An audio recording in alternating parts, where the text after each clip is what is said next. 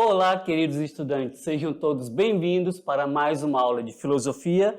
Eu sou o professor Luciano e olha só, hoje vamos iniciar a unidade 2 do componente curricular de filosofia. Então vamos começar a tratar outros assuntos que dizem respeito ao conhecimento de vocês. E olha só, lá na unidade 1 vocês trabalharam um pouco sobre os conceitos da filosofia, lá sobre os filósofos pré-socráticos. Agora nós vamos avançar um pouco, mas continuando lá na Grécia Antiga, vamos ver ali, começar a ver ali o chamado período clássico, em que viveu Sócrates, Platão, Aristóteles e outros filósofos. Então vamos começar a analisar esse momento histórico. Vamos lá então ver o que nós temos para trabalharmos com vocês nessa unidade 2. Olha só, aqui na unidade 2, em filosofia, primeiro ano, vamos trabalhar o nascimento da democracia ateniense, como que se deu a democracia lá na Grécia Antiga. Será que é a mesma de hoje em dia? Vamos trabalhar também filosofia grega clássica, os sofistas versus Sócrates. Dando continuidade à filosofia grega clássica, vamos trabalhar Platão e Aristóteles e vamos dar um pulinho ainda nesse contexto histórico.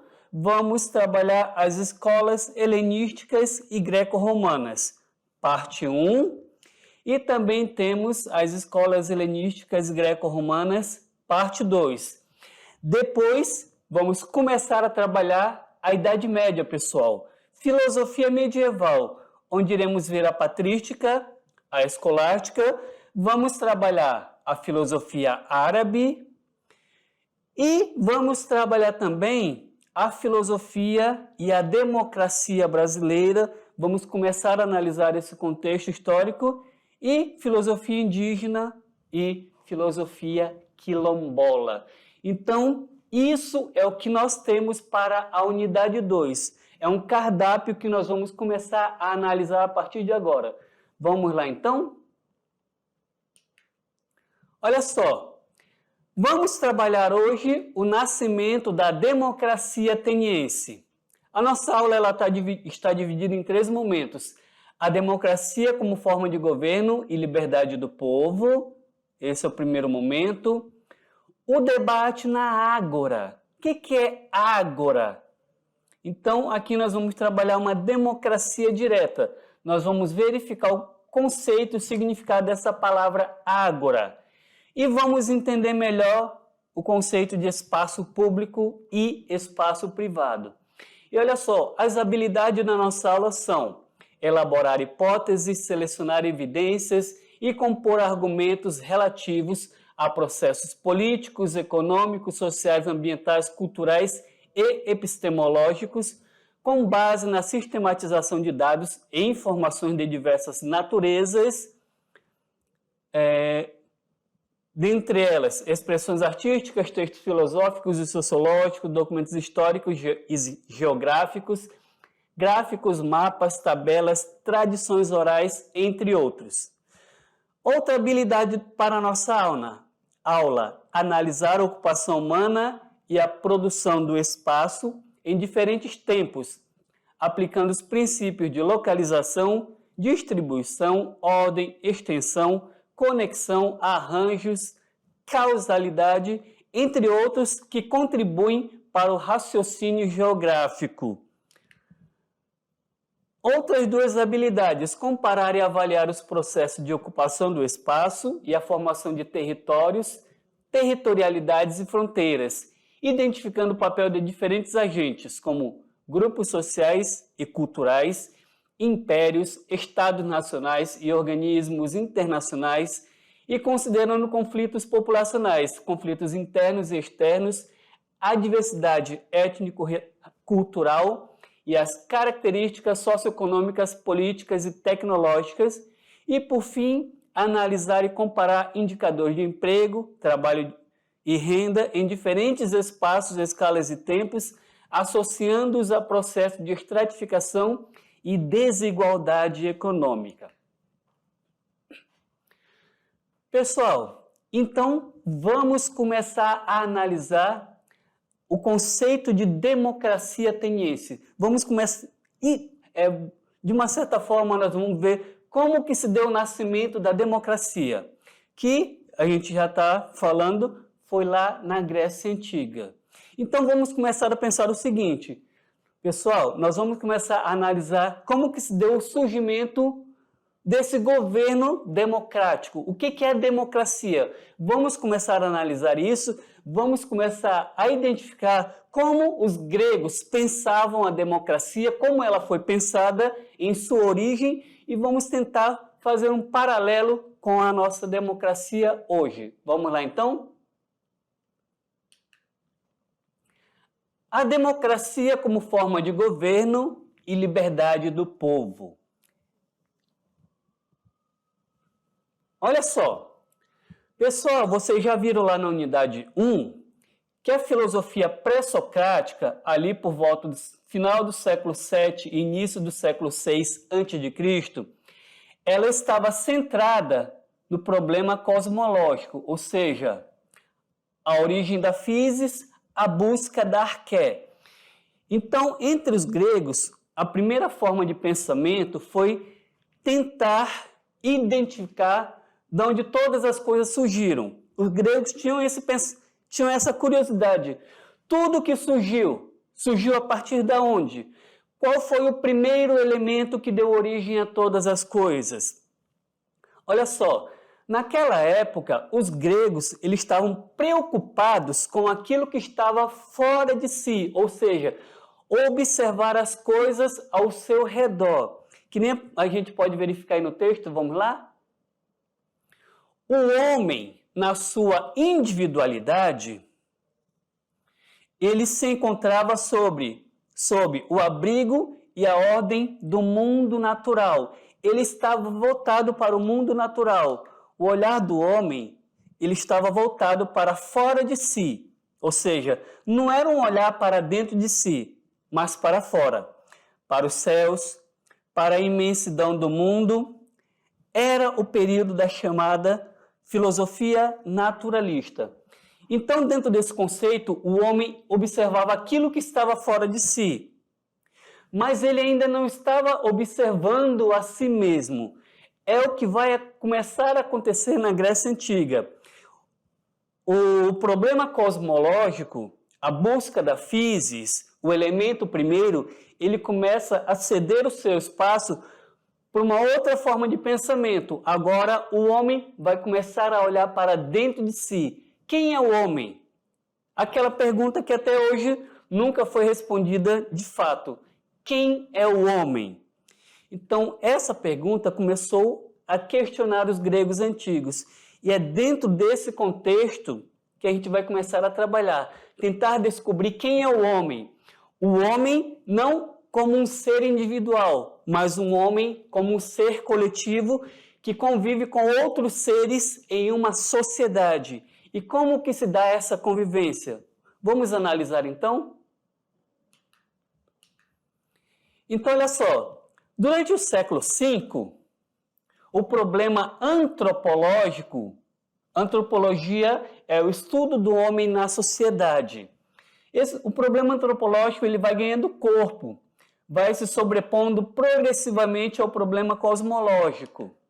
Com isso, a reflexão filosófica ela se desloca lá das colônias gregas da Ásia Menor, onde estavam inseridos os filósofos pré-socráticos, e ela se volta para a Grécia continental, mais especificamente Atenas, que acabava de sair vitoriosa da guerra contra os persas.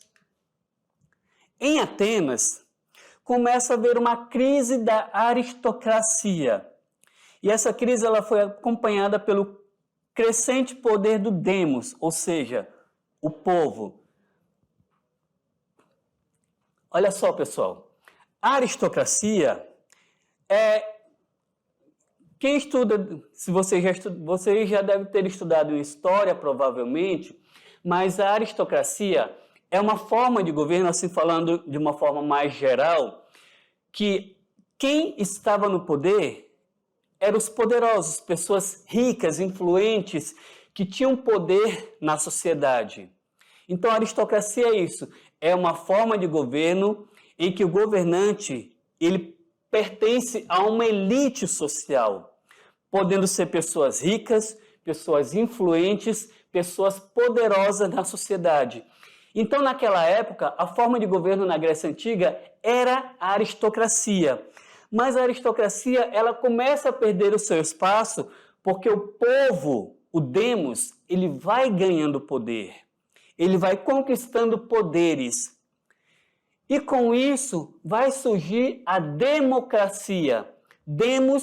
Democracia vem de demos, que significa poder do povo. Nós vamos ver isso daqui a pouquinho, mas já adiantando para vocês, demos significa poder do povo. Então, vamos lá? Cresce a quantidade excessiva de estrangeiros, a ampliação do comércio, a difusão das experiências dos viajantes, cresce o conhecimento. Pessoal, nesse período aqui, que a gente está analisando, a Grécia Antiga não é mais um território só de gregos. Agora começa a surgir outros povos, outras pessoas de outras nacionalidades, outros países, outras culturas. Então, tudo isso eles vão trazendo para a Grécia Antiga. Então, o que antigamente a Grécia era dominada só pelos gregos, agora não. Já há uma mistura de outras culturas, outras religiões, outras línguas, outras formas de pensar. Então, tudo isso vai agregando ao conhecimento que está surgindo ali na Grécia Antiga. Ou seja, a Grécia começa a expandir seus horizontes, seus conhecimentos, a sua cultura. E isso faz com que os estrangeiros também comecem, de uma certa forma, ter o seu espaço ali. Só que, até então, começa a ser um espaço limitado, porque nós vamos ver que a democracia, naquela época, não era para todos, era para alguns. E é esses alguns que nos interessam. Continuando lá na leitura, vamos lá? Para analisar o seguinte ponto. Olha só, a partir de 510 a.C., Atenas passa pela grande reforma democratizante de Clístenes. Clístenes foi um político e legislador ateniense da antiguidade. Ele é considerado um dos pais da democracia ateniense. E sua importância histórica se deve às reformas políticas que ele começa a implantar na cidade e estado grego, na polis. Ele implantou reformas políticas com o objetivo de estabelecer a democracia na cidade. O que antes a forma de governo era uma aristocracia, agora começa a surgir a democracia. E vale dizer o seguinte, Clístenes é considerado o pai da democracia, mas a democracia ela foi aprimorada por outro importante legislador, Péricles, que vai dar continuidade a esse pensamento democrático e vai aprofundar ainda mais a democracia, aprofundar e aprimorar a democracia lá na Grécia Antiga. A palavra democracia, ela é de origem grega e significa governo do povo, governo de todos os cidadãos. Como vimos anteriormente, demos é uma palavra de origem grega e significa povo. Cracia significa poder, poder do povo. Então a democracia é o governo do povo, governo de todos os cidadãos. Só que eu já adianto para vocês aqui que nem todos naquela época eram considerados cidadãos. Nós vamos entender o porquê disso mais para frente. Quando eu digo mais para frente, é ainda nessa aula, pessoal. A democracia, ela foi uma invenção dos gregos da antiguidade que elaboraram teoricamente esse conceito e implantaram o regime democrático na polis. Para isso, Clístenes, ele cria duas instituições políticas em Atenas, a bole e a eclesia. Bole, ou bolé, conselho de 500 cidadãos sorteados entre todos os cidadãos. Olha só, a bole, o bolé, conselho de 500 cidadãos sorteados. Entre os cidadãos serão sorteados 500. Qualquer cidadão com mais de 30 anos podia ser escolhido. E a função desse conselho era a seguinte: fiscalizar tanto os funcionários quanto as finanças das cidades.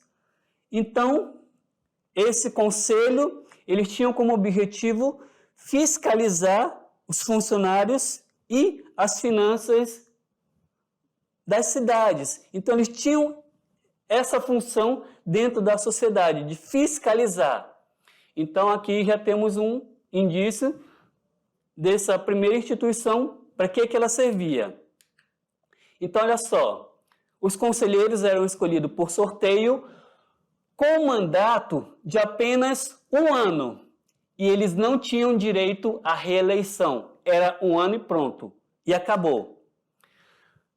Por sua vez, a eclesia era a Assembleia Geral de todos os cidadãos atenienses com mais de 18 anos, onde eram escolhidos através de votos os magistrados, e eram discutidas as grandes questões que se referiam à cidade, principalmente as questões referentes à guerra e à paz. Então, olha só, a bole, ela cuida das finanças, ela fiscaliza tanto os funcionários quanto as finanças. A eclesia, ela já tem uma outra distinção. Ela vai tratar sobre os diversos assuntos que envolvem a política na sociedade. E essa eclesia, ela é coordenada pelos magistrados. Então, existe uma diferença, porque a eclesia, ela vai ter uma função e a bole vai ter uma outra função na sociedade. E então, isso significa que existem duas situações totalmente diferentes, porque uma vai cuidar da fiscalização e a outra vai cuidar das ações práticas que envolvem a sociedade. Vamos continuar no texto para a gente analisar os fatos melhores? Olha só, porque a eclesia, ela era convocada periodicamente e seu poder era maior que o da bole. O Conselho dos 500, que era esse aqui, ó, preparava a agenda e presidia a eclesia. Pessoal, vamos pensar o seguinte.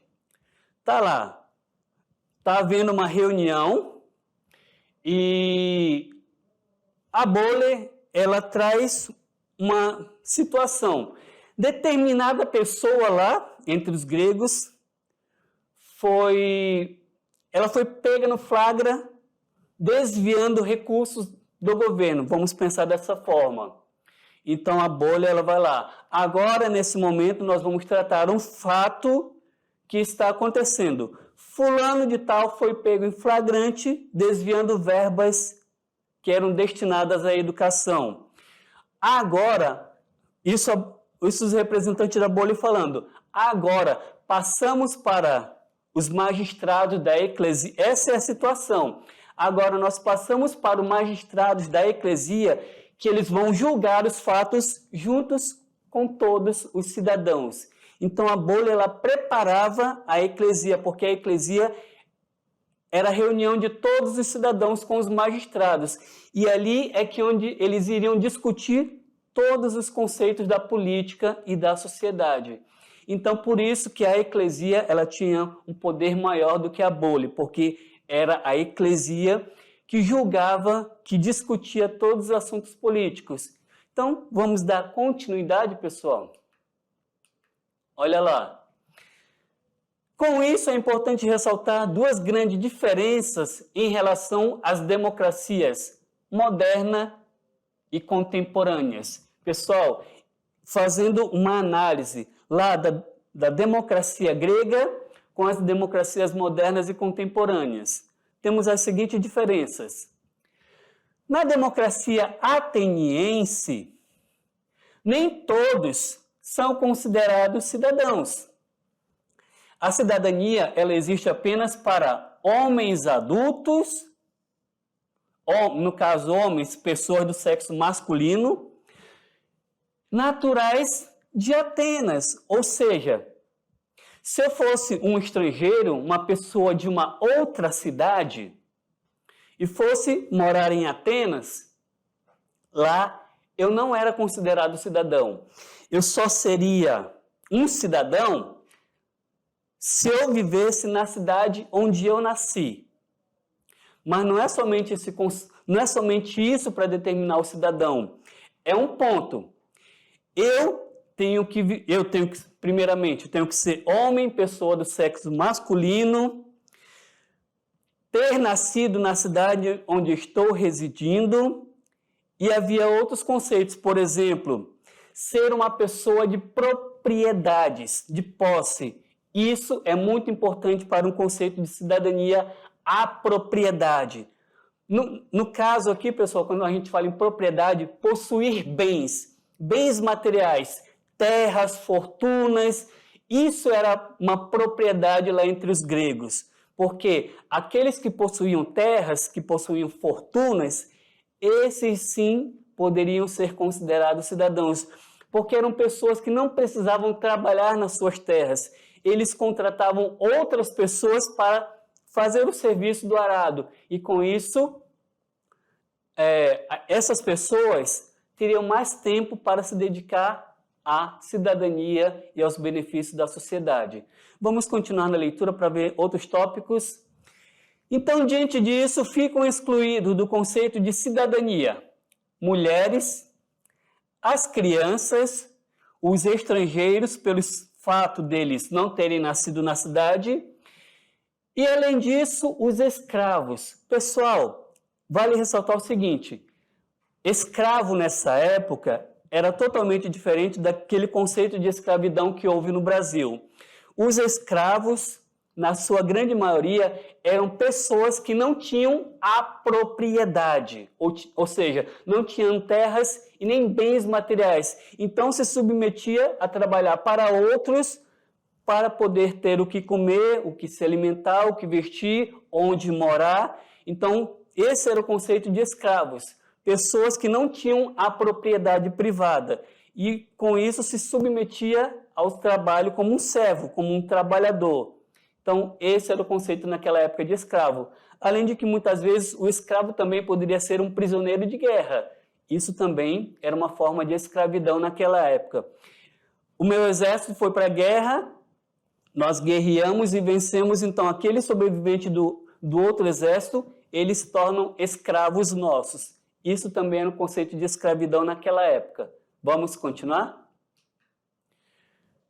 Um outro conceito que vale bem ressaltar, que a democracia grega, ela não é representativa, ou seja, não escolhemos representantes, mas a democracia grega ela era direta ou participativa, na qual os cidadãos eles participavam diretamente das discussões e das decisões pelo voto.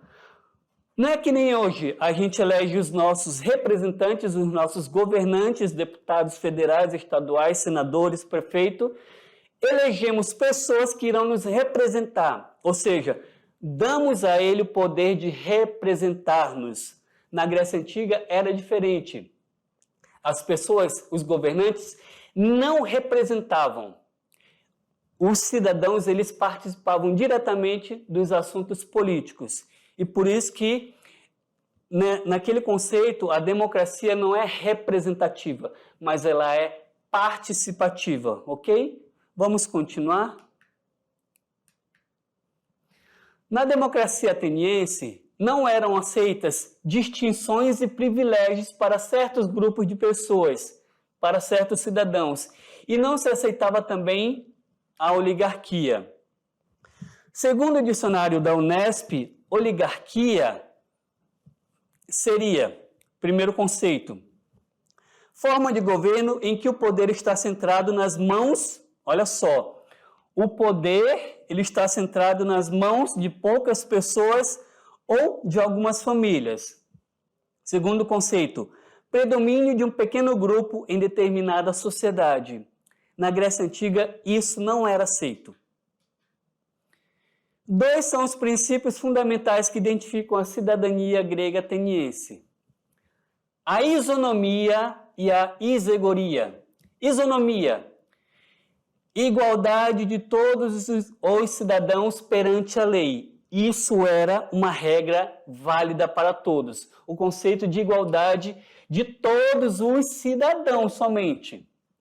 E a isegoria seria o direito de que todo cidadão tem de expressar-se publicamente, ele manifestando seu parecer, as suas reivindicações.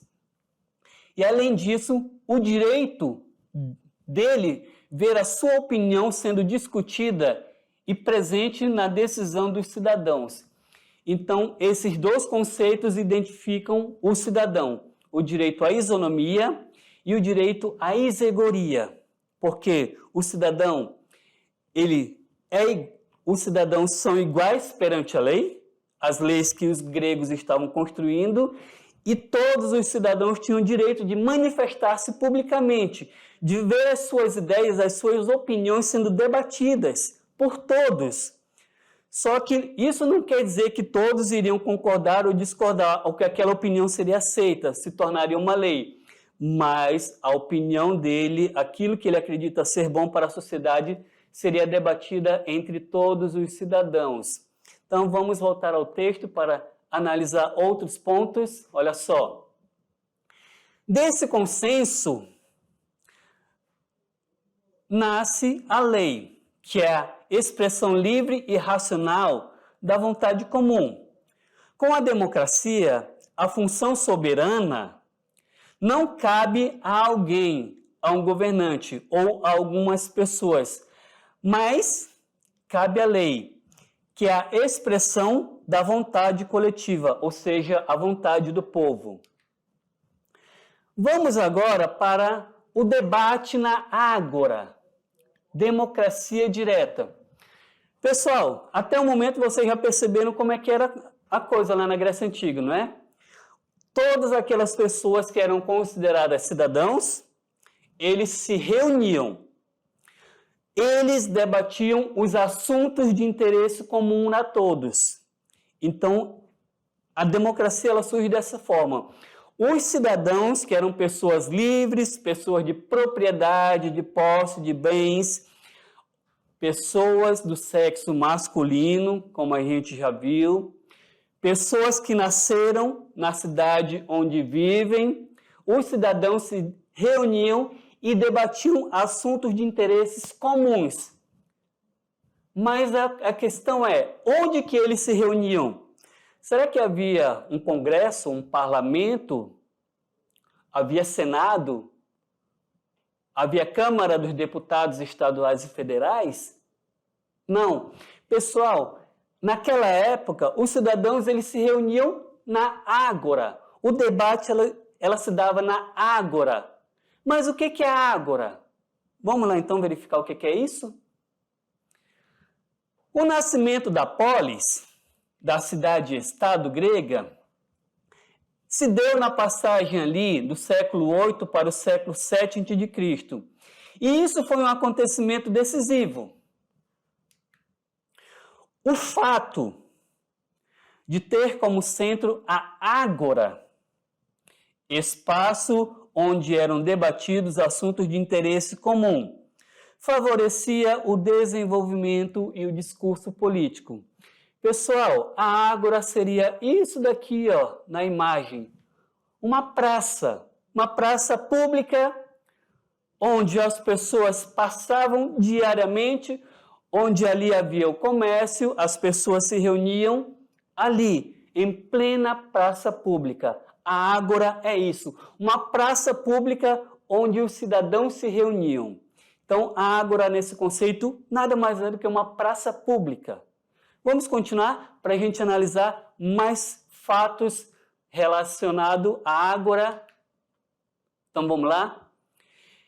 Com isso, elaborava-se um novo ideal de justiça, pela qual todo cidadão, olha só, todo cidadão tinha direito ao poder. Não é mais agora um poder aristocrático, agora é um poder democrático em que todo cidadão tinha direito ao poder. A noção de justiça assumia um caráter político e não apenas um caráter moral. Não se referia apenas ao indivíduo e aos interesses da tradição familiar, ou seja, aqui não predominava os interesses da família, ou seja, agora eu vou beneficiar a minha família, vou criar uma lei que beneficie a minha família, ou meu grupo familiar, ou meus amigos. Não. As leis que eram criadas deviam beneficiar toda a comunidade, toda a sociedade grega. Então a polis, ela se constituiu pela autonomia da palavra. Não mais a palavra mágica do mito, em que as pessoas acreditavam que os deuses faziam tudo. Mas agora é a palavra humana do conflito, da discussão, da argumentação. Então ali, pessoal, quando os gregos se reuniam, não é que todos aplaudiam aquilo que estava sendo debatido. Havia discussões ferrenhas, sim. Muitos não questionavam.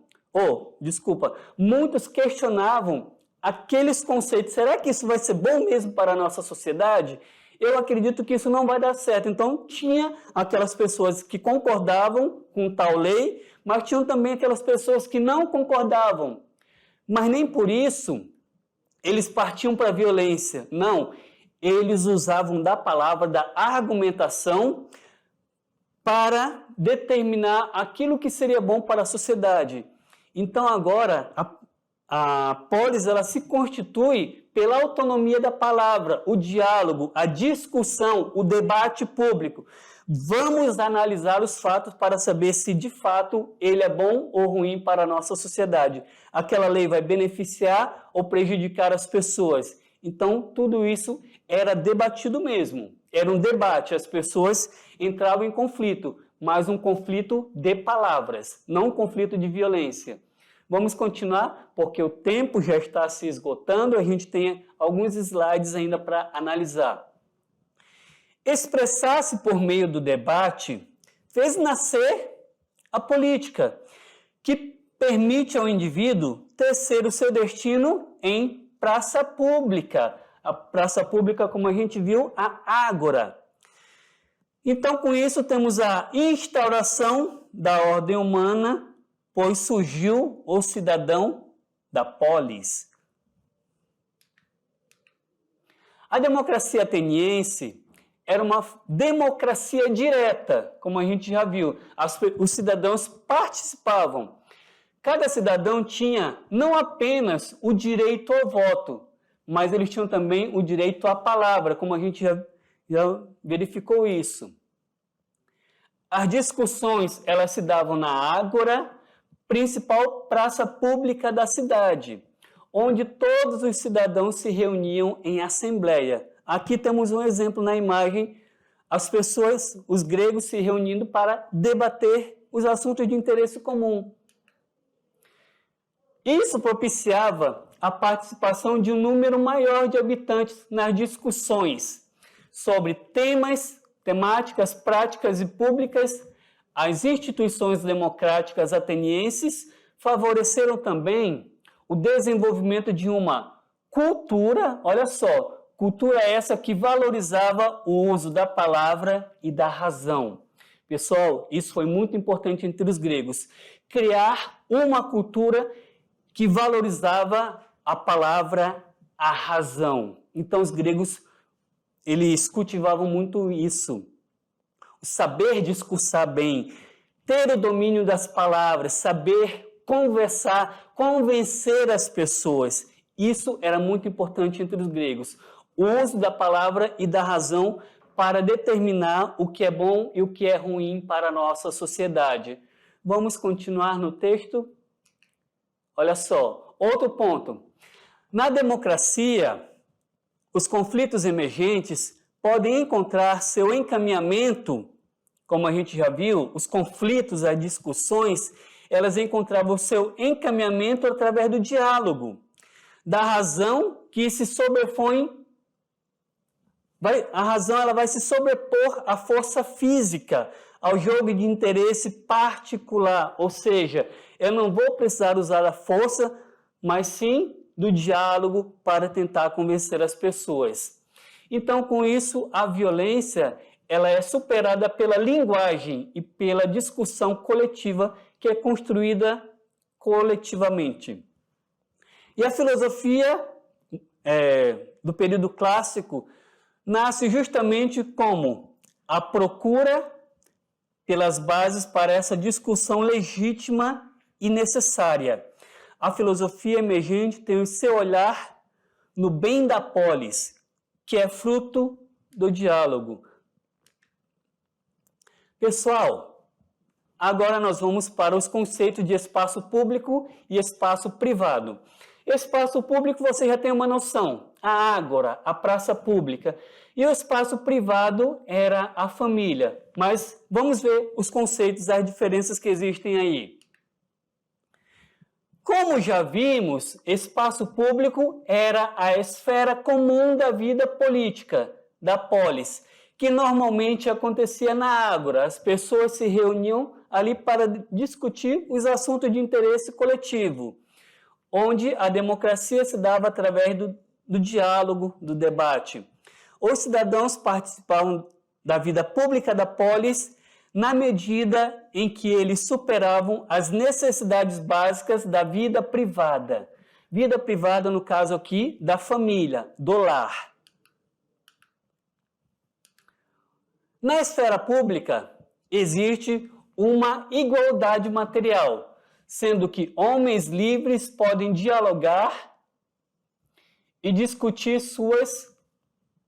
emitir e discutir suas opiniões.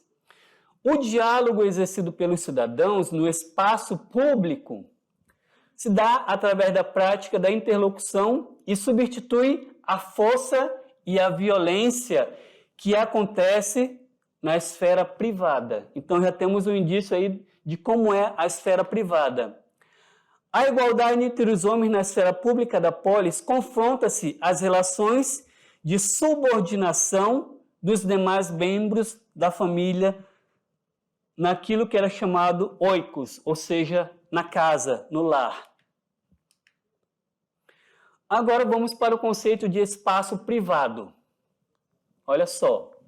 Na Grécia Antiga, privado era uma esfera muito pequena em relação à esfera pública. O espaço privado, ele se refere à esfera da casa, o oikos, a esfera da família e daquilo que é próprio ao homem. Naquela época, inexistia dentro do espaço privado, inexistia igualdade entre aquelas pessoas. O líder da família, o homem, comandava e os demais membros da família simplesmente cumpriam as suas determinações sem questionar nada. No âmbito familiar, o chefe, ele não tinha limitações de poder, ou seja, poder moral, ético, normativo. Ele podia, dentro da esfera familiar, o chefe da família, ele podia tudo.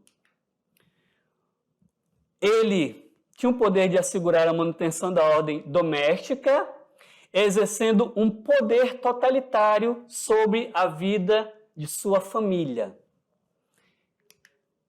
Na esfera privada, o homem se encontrava separado da ação política. Na esfera privada, era praticamente inexistente. A esfera privada era praticamente inexistente, pois no âmbito do oikos existia um poder soberano do Senhor, e era um poder irrestrito. O chefe da família, ele tinha um poder absoluto. Poder esse que era totalmente diferente lá da esfera pública, que ele tinha que dialogar com outras pessoas. Pessoal, olha só, a gente vai ficando por aqui. Eu espero que vocês tenham gostado dessa aula, mas não saia daí que a aula continua. A gente vai agora para a nossa revisão, ok? Até mais, pessoal. Tchau, tchau.